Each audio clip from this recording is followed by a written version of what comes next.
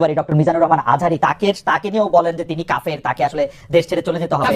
তখন আমরা একটু কনফিউজ হয়ে যাই। বলছি জি না, কনফিউজ হবেন কেন? আপনি যার কথা বলেছেন সে কি বলেছিল আপনি দেখেছেন তার বক্তব্যগুলো? আমি দেখেছি, কিন্তু শোনেন কথা শোনেন। তাকে বলুন, সে তো আমার ছাত্র, তাকে জিজ্ঞেস করুন। 2007 সালে সে আমার থেকে সবক নিয়েছে দারুন রাজার মাদ্রাসায়। আমি তার টিচার, আমি তার শিক্ষক, এবং তার শিক্ষকরা আমাকে শিক্ষক মানে।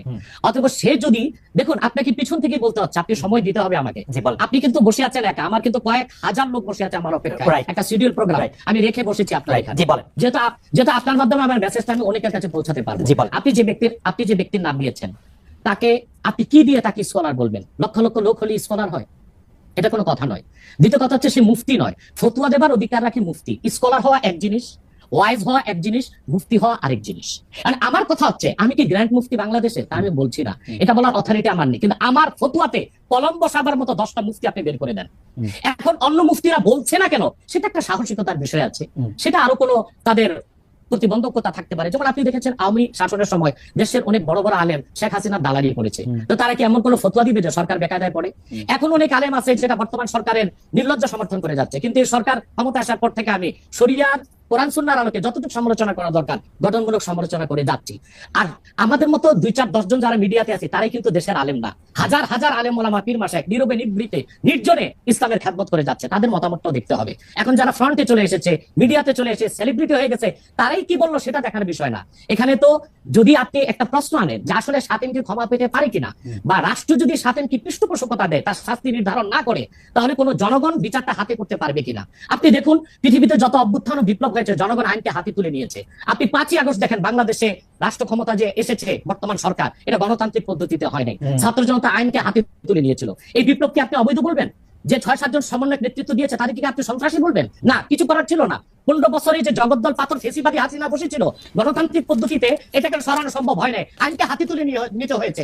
অতএব যদি গণতন্ত্রের স্বার্থ রক্ষে আইনকে হাতে তুলে নেওয়া যায়, আল্লাহ তার হাবিবের সুমহান ইজ্জত এবং স্বার্থে আল্লাহ তার হাবিব সাল্লাল্লাহু আলাইহি ওয়াসাল্লামের ইজ্জতের বিপক্ষে কেউ কথা বলবে এবং ধারাবাহিকভাবে শাস্তি পাবে না, চলতেই থাকবে। আমরা শুধু মিটিং মিছিল করে লাঠি পেটা খাবো। স্যার আপনার কাছে মনে হয় না, স্যার আপনার কাছে মনে হয় না এটা আপনার কাছে মনে হয় না এটা আপনার পয়েন্ট অফ ভিউ? বিকজ আপনি যা বলছেন, হ্যাঁ আপনি এটা ঠিক যে আপনি তো একজন স্কলার, শিক্ষক, পড়াচ্ছেন, এবং আপনি গ্র্যান্ড মুফতি না হলেও একজন মুফতি। কিন্তু আমরা ধরেন, আমি এখন কথা বললাম হচ্ছে যে বাংলাদেশে কিন্তু এটাও প্রচলিত যে যারা বলতেছে যে তারা আসলে যা কিছু পরীক্ষিত হাদিস নয়, যা কিছু পরীক্ষিত ভাবে কোরআনের ফয়সালা নয়, তারা তা মানতে চান না। ধরা যাক ঈদে মিলাদুন্নবী সম্পর্কে তাদের একটা বয়ান আছে, তাদের আরো অনেক কিছু নিয়ে তাদের একটা বয়ান আছে। তাদের মধ্যে থেকেও কেউ আছেন যারা মক্কা মদিনায় বড় বড় জায়গায় আলেমের কাজ করতেছেন। আমি আব্দুর রাজ্জাক বিন ইউসুফের কথা বলতে পারি, আরো আপনি জানেন কাদের কথা আমি বলছি। তাদের কেউ মনে করেন আপনার পথ আসলে ঠিক না। 1, 2 হচ্ছে আপনি যার কথা যেভাবে বলতেছেন যে ধরেন মিজানুর রহমান আজহারি কি আসলে একজন স্কলার কিনা। এখন কেউ তো এই প্রশ্ন তুলেছেন যে জনাব এনায়েতুল্লাহ আব্বাসীও যথেষ্ট পরিমাণে এই জায়গায় আছেন কিনা। সেজন্য আমি জানতে চাইছিলাম যে আপনি যখন আইন হাতে তুলে নেওয়ার কথা বলেন স্যার, সেইটা কি আপনি কিভাবে তার যোগ্য, এবং আপনি ছাড়া আর কে আছেন এটার মধ্যে যোগ্যতার জায়গায় আর কি? আমি এখন বলছি, আমি মনে করি আমি গ্র্যান্ড মুফতি বাংলাদেশের। আচ্ছা, আপনি মনে করছেন আপনি গ্র্যান্ড মুফতি? ওকে, এবং এটা আমি চ্যালেঞ্জের। ওকে, এইটা বললে আমার ফতুয়ার বিপক্ষে শোনেন, আমার ফতুয়ার বিপক্ষে যে যাচ্ছে তাকে আমার সাথে বসান, আপনার প্ল্যাটফর্মে বসান। দ্বিতীয় কথা হচ্ছে ঈদে মিলাদুন্নবী নিয়ে যে আপনি প্রশ্ন করেছেন, ঈদে মিলাদুন্নবী সাল্লাল্লাহু আলাইহি ওয়াসাল্লাম নিয়ে অনেক ডিবেট হয়েছে, এবং ঈদে মিলাদুন্নবীর পক্ষে যারা, তারাই বিজয়ী হয়েছে। আর বাংলাদেশে ওলামায়ে দেওবন্দের একটা বিরাট অংশ যারা মূল ধারার, তারা কিন্তু ঈদে মিলাদুন্নবী নিয়ে কখনো বিরোধিতা করে না। কিছু মাত্র স্কলার আছেন যারা কোনোভাবে পারচেজ হয়ে আছেন, তারাই ঈদে মিলাদুন্নবীর বিরোধিতা করে। কখনো বাতাস বুঝে পাল তুলে দেন, যেমন ডক্টর ইউনূস এর ব্যাপারে যে উনি আগে সুদ খান, এখন সুদ খান কিনা, দেশের রাজনৈতিক সিস্টেম এই সেই সম্পর্কে নানা ধরনের কথা বলে। আমার শেষ প্রশ্ন, যখন কেউ ইসলামিক কোনো দলকে বা ইসলামিক কোনো সংস্থাকে বা ধরেন কোনো আলেমদের কোনো টাকা দেয়, আপনি এই ফতোয়া দিবেন কিনা যে তার টাকার উৎসটা পরিষ্কার জায়গা থেকে এসছে না অপরিষ্কার জায়গা থেকে এসছে, সেটা পরীক্ষা করে দেখা? দেখুন, প্রথম হচ্ছে যে কোনো স্কলার যে টাকা দিচ্ছে, যার কাছ থেকে টাকা নিচ্ছে, টাকাটা কন্ট্যাক্ট করে নেবে না, পেশাদার বক্তারা কন্ট্যাক্ট করে নেয়, আর যারা দায়ী আল্লাহ তারা কোনো কন্ট্যাক্ট করে নেয় না। 2, যদি সে এতটুকু নিশ্চিত হয় যে মাহফিল কমিটি মুসলিম এবং তারা হালাল টাকা থেকেই দিয়েছে, তখন তার জন্য টাকাটা নেওয়া জায়েজ হবে। আর মনে রাখবেন, একজন হক্কানি আল্লাহ বুজুর্গ আলেম হচ্ছে নদীর মতো। খরস্রোতা নদীতে যদি আপনি মরা পশু ফেলে দেন, নদীর পানি নাপাক হবে না, নাপাক পেয়ে দূরে সরে যাবে।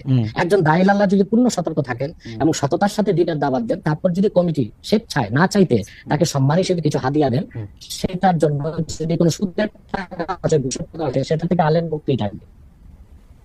আমরা আনফরচুনেটলি আপনার শেষ কথাটা আসলে ভালো শুনতে পাইনি, আপনি কি লাইনটা আবার বলবেন? জি, আবার বলছি জি। যে একজন বক্তা যখন কন্ট্যাক্ট করে টাকা নেয়, যেমন দেশে কিছু বক্তা আছে যে আমি প্রোগ্রামে আসবো, আমাকে 1 লক্ষ টাকা দিতে হবে, এইভাবে টাকা নেওয়াটা শরীয়সম্মত ভাবে ফাতোয়ায় ঠিক হলেও তাকওয়ার খেলাফ। সেজন্য যারা কন্ট্যাক্ট করে টাকা নেয় না, তারাই দায়ী আল্লাহ, পেশাদার বক্তা নয়। আমার মতো বহুত আছে বাংলাদেশে মুহাক্কিক আলেম যারা কখনো কন্ট্যাক্ট করে টাকা নেয় না। দ্বিতীয় হচ্ছে, কন্ট্যাক্ট করে টাকা নেওয়াটা হারাম নয়, ফাতোয়ায় জায়েজ, কিন্তু তাকওয়ার খেলাফ, উত্তম না, অনুত্তম কাজ। যেমন একজন ইমাম সাহেব মসজিদে নামাজ পড়িয়ে টাকা নিচ্ছে, মাদ্রাসায় একজন শিক্ষক পড়াশোনা করে টাকা নিচ্ছে, একজন ওয়াজ করে টাকা নিচ্ছে, সে পেশাদার বক্তা, এটা হারাম নয়, কিন্তু তাকওয়ার খেলাফ। এখন টাকাটা কোন উৎস থেকে আসলো এটা দেখতে যাওয়ার দরকারটা কি? কোন ইমাম সাহেব যে ইমামতিতে যে বেতন নেয়, কমিটির সবাইকে হালাল টাকা তাকে দিচ্ছে না তো, অথবা সেটার দায় যিনি দিচ্ছেন তার। একজন দায়ীল আল্লাহ হক্কানি আলেম হচ্ছে খরস্রোতা নদীর মতো। নদীতে যেমন আবর্জনা ফেলে নদী নাপাক হয় না, আবর্জনাই সরে যায়। একজন আল্লাহ বুজুর্গ ব্যক্তির কাছে অনিচ্ছায় যদি কোনো সুদের টাকা ঘুষের টাকা আসে, নাপাকটা সরে যাবে, আল্লাহ থেকে হালালের উপরে রাখবে। এটা অনেক মানুষকে অনেক দুষ্কর্ম করতে উৎসাহ দিবে কিনা এটা কেউ প্রশ্ন করতে পারে, কিন্তু আমাদের আজকের আলোচনা আমরা আর বাড়াবো না। আমি শুধু একটা ব্যাপারে আপনার একটু ফতোয়া চাই। আমাদের একটু দর্শক আপনার কাছে জানতে চাইছেন যে হুজুরকে জিজ্ঞাসা করবেন সহিহ বুখারী ৭৭৭৬ নম্বর হাদিস অনুযায়ী তাবলিগি জামাত কাফের হয়ে যায় কিনা। আমাদের একদম সময় না, আপনি যদি একটা খালি জায়গা থেকে একটু বলেন। হ্যাঁ, আমি বুঝতে পেরেছি সে কোন হাদিসের কথা বলেছে। ওই হাদিসটা হচ্ছে, ওই হাদিসে বলা হচ্ছে খারিজিদের কথা। খারিজি একটা বাতিল ফেরকা।